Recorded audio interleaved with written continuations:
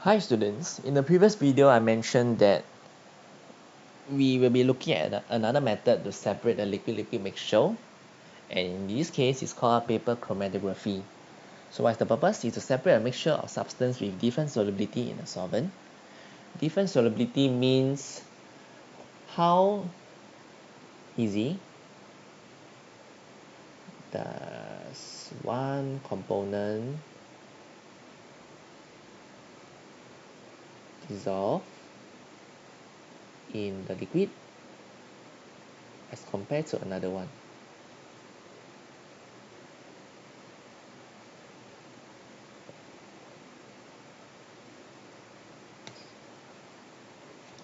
Okay, so what do I mean by that? So let's consider these two components. I have sugar and I have honey. So if I put sugar and honey into water, that means I dissolve in water.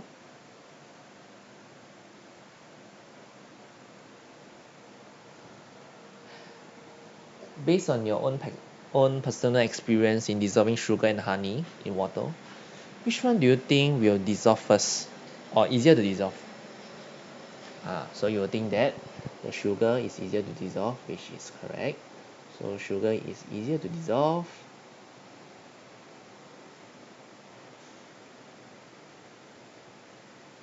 Then honey in water.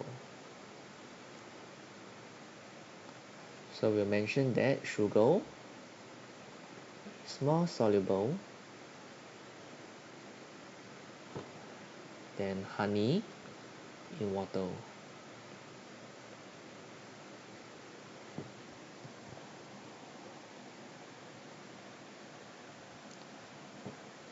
So when a substance that's more soluble in a solvent, it will travel further up the chromatogram. Why? Since they are more soluble, that means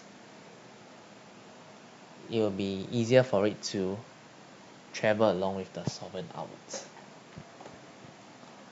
So these are some uses of paper chromatography. It can be used to separate pigments in plant, dyes in plain, and food coloring. And it can also use to detect whether any athletes use any banned drugs in a Olympic competition. So how do they do that?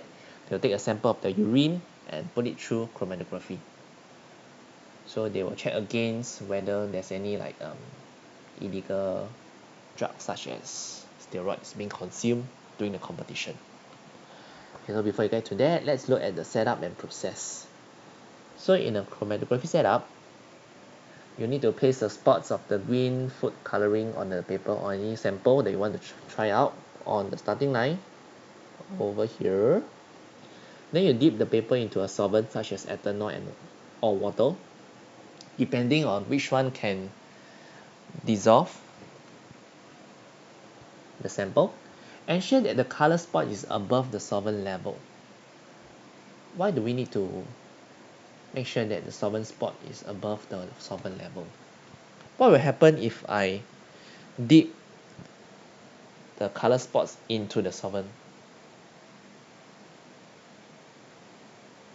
Okay, so since the sample is soluble in this solvent, if I dip this paper into the solvent directly with the sample spots in it, the sample will just dissolve directly into the solvent rather than moving up the chromatography paper.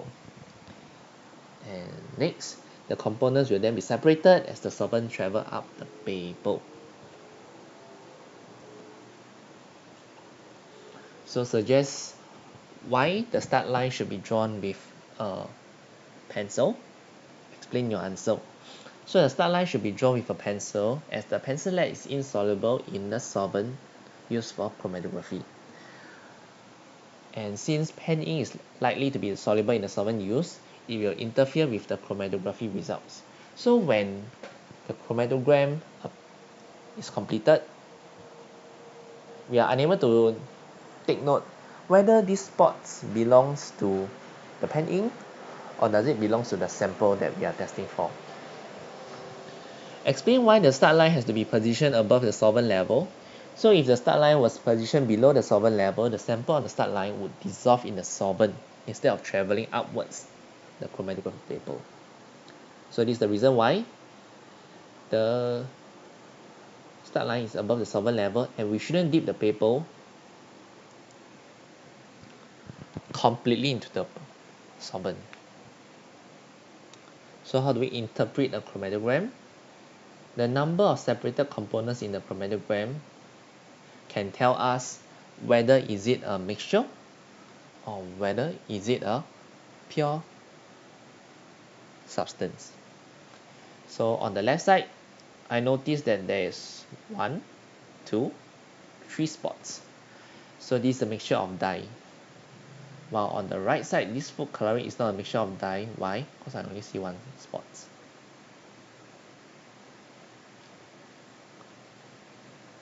So let's try a question. So I'm doing experiment. A, B, C, D are banned dye. That means they're not safe for consumption. Once you consume it, there might be some drastic effects on your health. So the chromatography was performed on an unknown sample X and compared with the 4 banned dye. So X is our sample that we are testing to check whether this new sample is it safe to be consumed or not. So we run it through chromatography, and we notice that this sample X does not contain A, B, and D, but sample X contains C. So we will conclude that sample X is not safe for consumption. Why? Because A, B, C, D are banned drugs or banned dye, and they are not safe for consumption. So I want you to try out these next questions. So you can pause the video here. Once you are done, then you can check the answer. Okay, so let's check the answer. So what dye did the black ink contains? So the black ink is over here. So how to know what dye it contains? We draw a dotted line across every single spot of black ink. Try to use a ruler. Okay, try to use a ruler. Then we compare. Okay, so we notice that black ink contains blue, contains yellow, contains red, because the spots separated from the blue, yellow, and red dye matches with the dye found in black ink. So what can we say about the dye in solvent E? So we can say that the blue ink is the least soluble in solvent E. Why? Because it's the lowest among the other dye in this experiment, while the most soluble one will be green color over here, because the green color travels the highest distance across the chromatogram. Explain why? Because the substance in green dye travel the furthest up the chromatogram, while the substance in the blue dye travel the least. So the solubility of the dye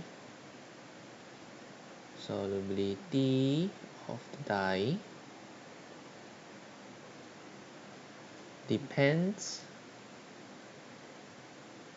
on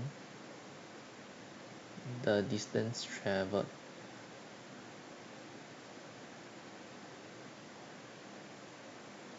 By the dye. So when it's least soluble, it travels the least distance.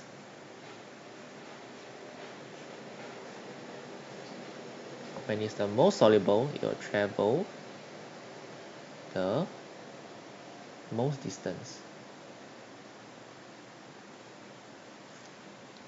So when they ask you to explain why, you need to explain your answer in relations to the distance traveled by the dye. Okay, so let me try to conclude this chapter.